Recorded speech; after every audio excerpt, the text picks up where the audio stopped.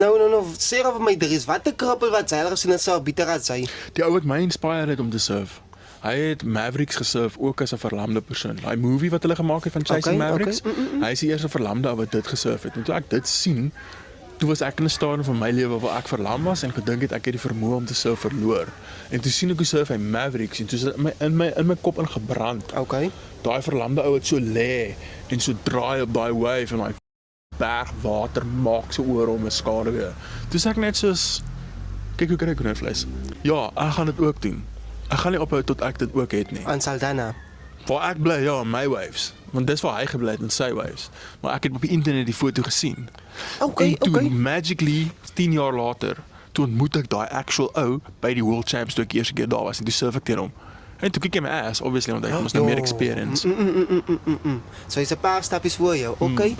Maar ek bedoel in Saldanha, wie sou bitter as jou? Nee, niemand nie. Niemand nie.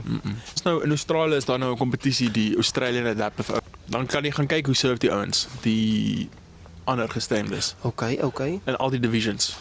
En dan gaan jy sien die ouens wat van hulle nekke af verlam is surf open face.